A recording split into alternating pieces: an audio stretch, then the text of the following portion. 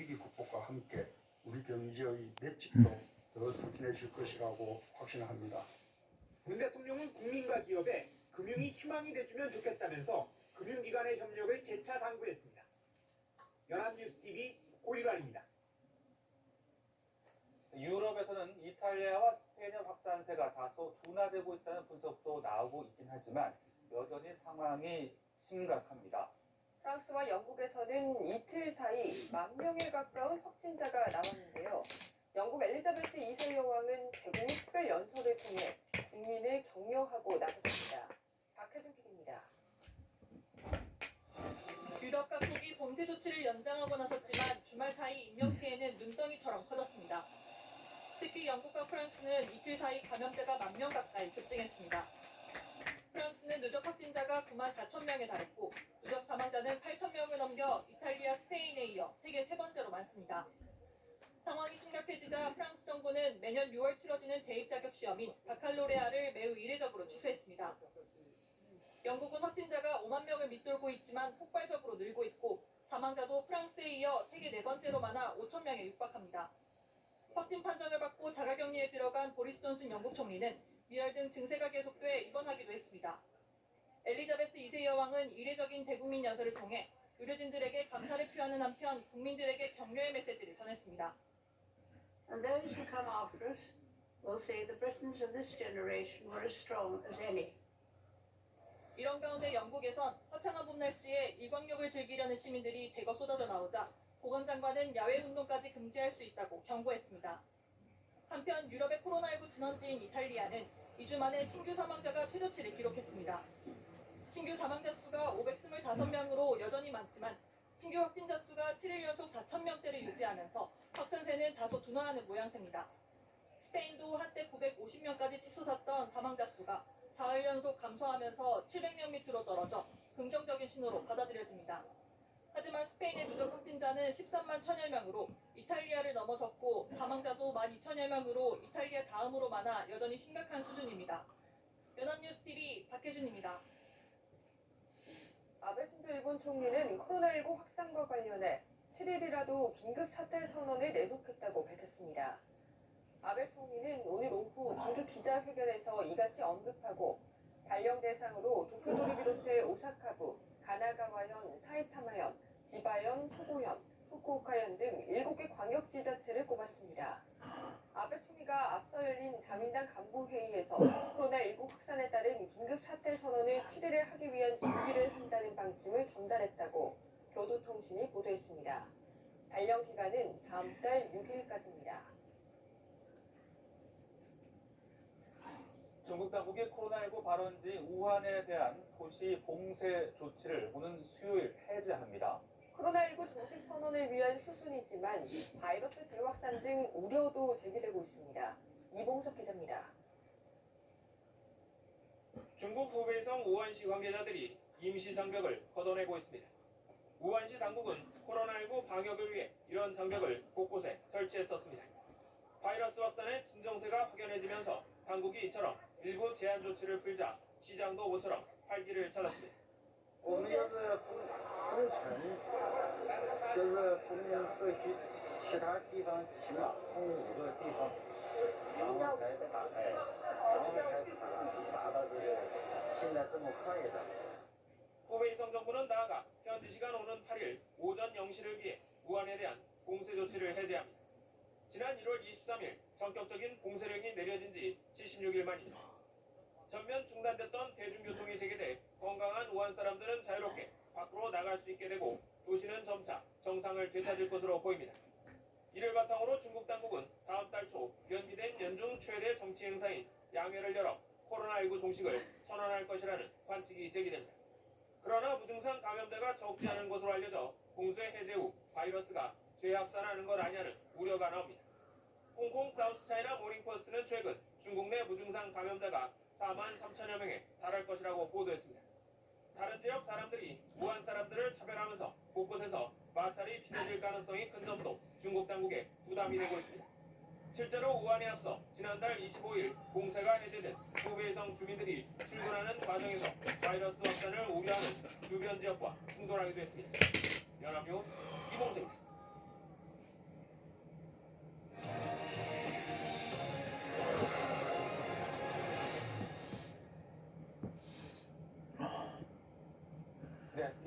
민주당의 난립으로 이번 총선 투표 용지가 역대 최장이 될 거라는 소식 들으신 바 있을 텐데요. 이렇다 보니 위아래 간격도 전보다 좁아질 것으로 보입니다. 기표 시 자칫 실수하면 무효표가 될 수 있다고 합니다. 행정 기자가 주의할 점을 정리했습니다.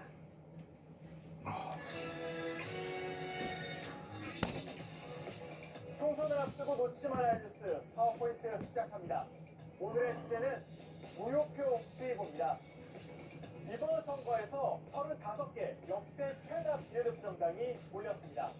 비례대표 투표용지 길이만 48.1cm입니다. 얼마나 긴지 모형을 준비해봤습니다. 중앙선거관리위원회로부터 이 총선 비례대표 용지를 받아서 이 실물 모형을 샘플로 한번 제작을 해봤습니다. 확실히 지역구 투표용지 또는 지난 대선 투표용지와 비교하면 길다는 것을 느낄 수 있습니다. 투표용지가 이렇게 길어지다 보니 선관위는 어쩔 수 없이 긴 공백을 드렸습니다. 기존에는 당과 당 사이 간격이 0.3cm였는데 0.2cm로 조정했습니다. 용지 위 아래 여백도 6.5cm에서 0.2cm 줄였습니다.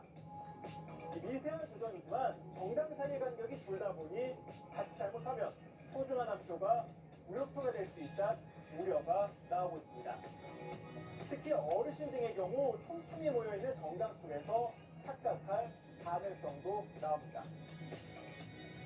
이 때문에 선관위는 올바른 투표 방법을 안내하면서 무효표 받기에 나서고 있는데요.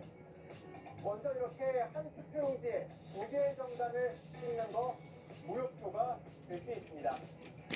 또한 기표소에 마련된 기표 용구 이외에 O 또는 X 아니면 저처럼 V자로 표시하는 것도 피해야 합니다. 글씨를 쓰는 것도 당연히 안 되겠죠.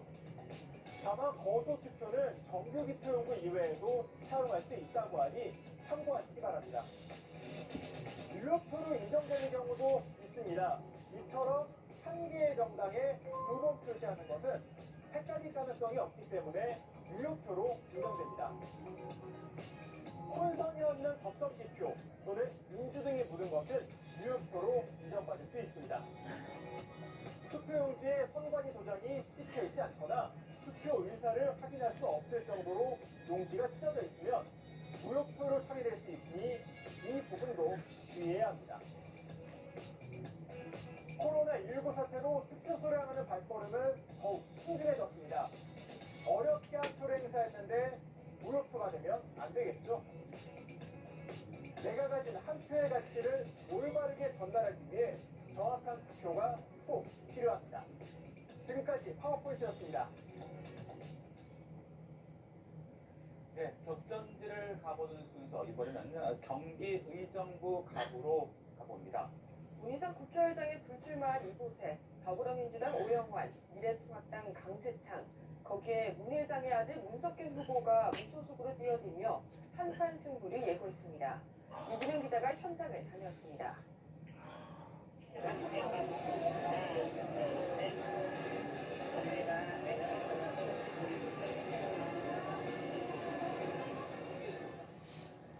전 당시 문희상 후보는 이곳 경기의정부 갑에서 유권자들의 선택을 받고 육선 의원에 당선돼 국회의장까지 올랐습니다.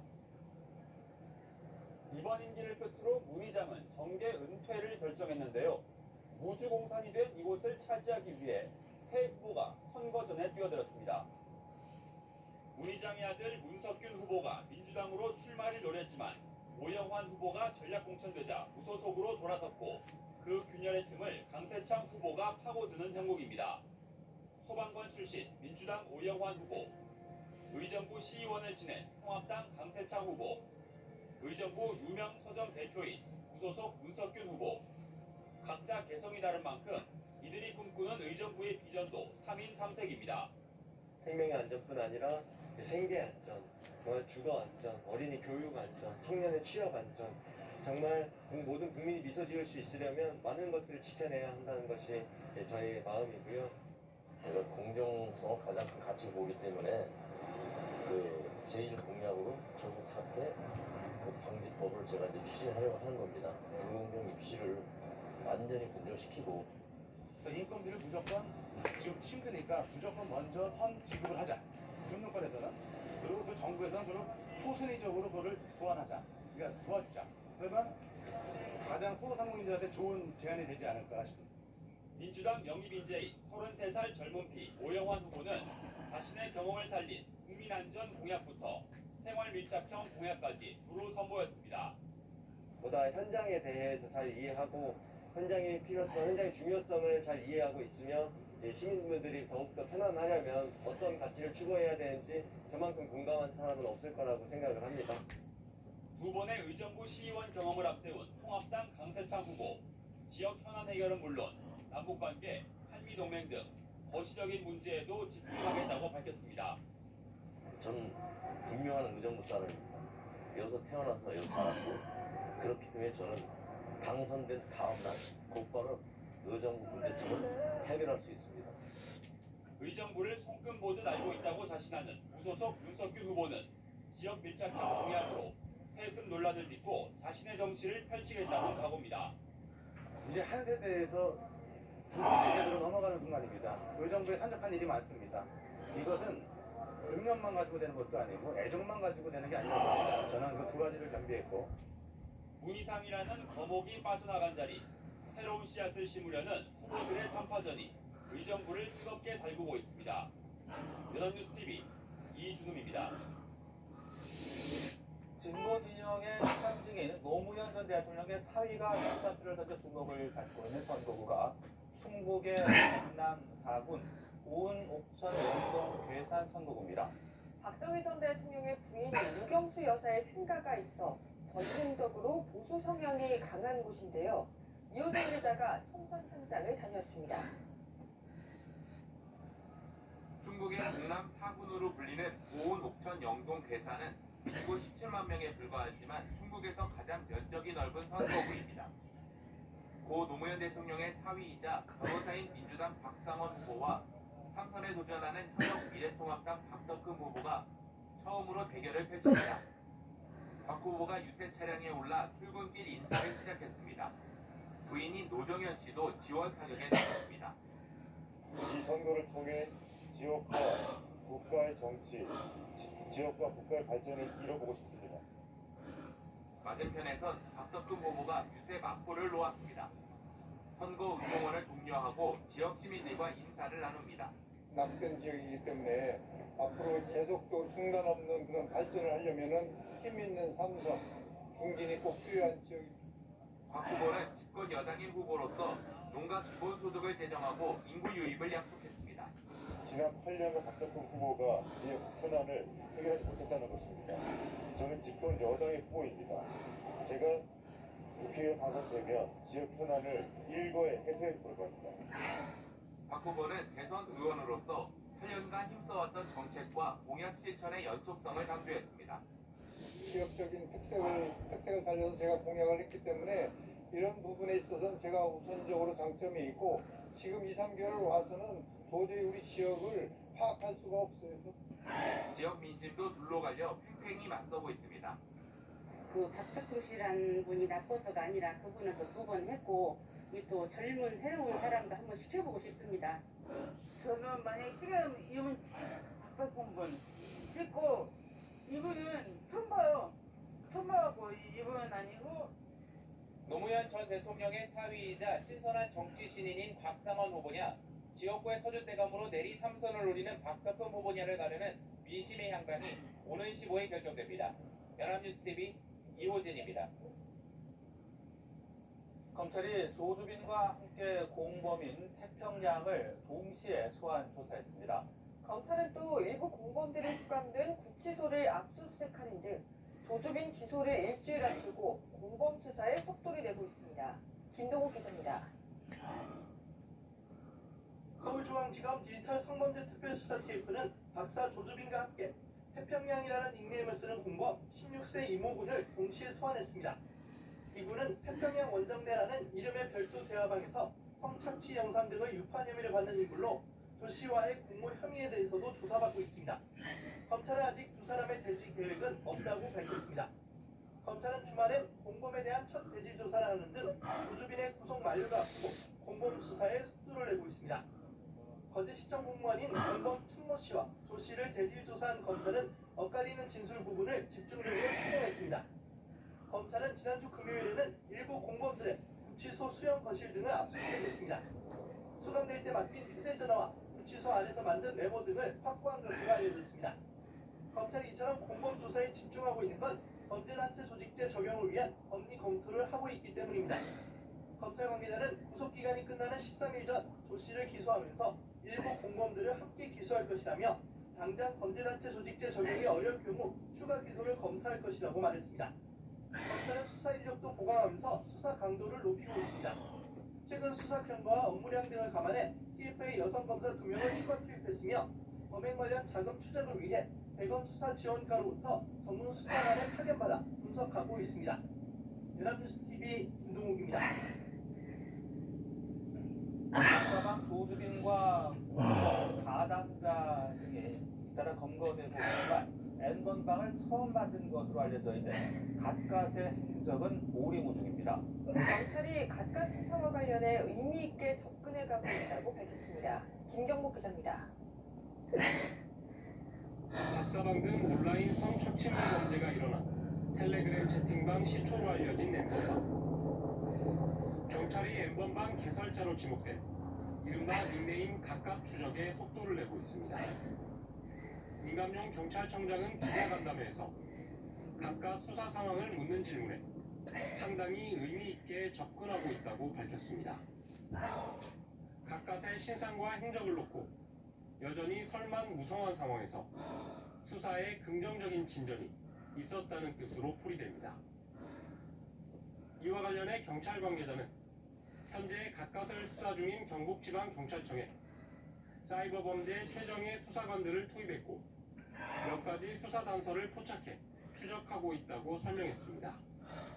경찰은 박사방 조주빈과 공동 관리자로 지목된 닉네임 붓다와 이기야 등의 공모관계를 파악하는 데도 수사력을 모으고 있습니다. 범죄단체 조직제 혐의가 성립될 경우 이들에 대한 추가 신상 공개가 이루어질 가능성도 있습니다. 이에 대해 경찰은 박사방 내 역할과 관계 등 범행 전모 확인에 총력을 다하고 있다며 범죄 규명 뒤 검토할 것이라고 말했습니다. 경찰은 현재까지 텔레그램 등 온라인상 성범죄와 관련해서는 147명을 검거해 25명을 구속했다고 밝혔습니다. 연합뉴스TV 김경목입니다. 네, 심각 피해 지고 있는 코로나19 상황 속에서도 강행되고 있는 미국 내 골프 투어가 있습니다. 바로 애리조나주에서 열리고 있는 캡터스 투어인데요. 대회에 목마른 미국 여자 프로골프 선수들까지 가세했습니다. 박지훈 기자입니다. 애리조나주 인근에서 열려 선인장 투어로 불리는 캡터스 투어는 적게는 20명 정도 출전하는 말 그대로 미니 투어입니다. 선수들은 참가비 $550, 우리 돈 약 65만 원을 내고 출전하며 이 돈으로 상금에 대회 운영비까지 충당됩니다. 우승 상금은 많아야 500만 원으로 프로 무대에 명함을 내밀기 어려운 선수들이 출전해왔습니다. 하지만 캡터스 투어의 수준이 달라졌습니다. 최근에는 LPGA 메이저 2승에 빛나는 안나 루드비스트를 비롯해 스페인의 간판 골퍼 카를로타 시간사, LPGA 신인 헤일리 무어 등이 출전해 우승을 차지했습니다. LPGA 투어 공백이 장기화되자 실전 감각을 유지하기 위해 동네 골프 대회로 시선을 돌린 겁니다. 노는 물이 다른 LPGA 골퍼들이 가세하면서 캡터스 투어가 생계 수단이었던 선수들의 경우 상금을 챙기기가 어려워졌습니다. 일부지만 LPGA 투어에서 뛰는 선수들 중에서도 상금이 절실한 선수들이 있습니다. 투어 중단에 수입이 끊긴 일부 선수들이 생활에 어려움을 겪자 LPGA 사무국은 필요한 선수들에게 올해 벌어들일 상금을 먼저 주는 상금 선지급을 시행하기로 했습니다. 하지만 기존 성적 기준으로 선지급금 규모가 결정돼 정작 한 푼이 아쉬운 하위 랭커와 2부 투어 선수들이 당겨 쓸 수 있는 금액은 많지 않을 전망입니다. 연합뉴스TV 박지은입니다. 큰 일교차에 대비해서 옷차림을 잘하셔야겠습니다. 한낮은 따뜻했지만 해가 넘어가면서 기온이 빠르게 떨어지고 있는데요. 현재 서울 기온은 9.6도 보이고 있고요. 내일 아침 출근길에는 6도 선에 머물겠습니다. 건강 잊지 않도록 관리 잘해주시기 바랍니다. 한편 하루가 다르게 대기는 바짝 메말라가고 있는데요. 오늘 오전 강원 영서와 일부 남부 내륙은 가장 높은 단계인 건조 경보로 격상됐고요. 지도에서 보시는 것처럼 전국 대부분 지역에는 건조특보가 내려져 있습니다. 대형 화재가 발생하기 쉬운 환경입니다. 각별히 주의하셔야겠습니다. 내일은 전국 하늘에 가끔 구름이 많겠고요. 강원 영서 지역은 오후 한때 비가 살짝 내리겠습니다. 특히 미세먼지 상황을 잘 살피셔야 합니다. 대기 정체가 이어지는 데다가 국외 오염물질까지 유입되면서 오전에는 일부 중서부 지역이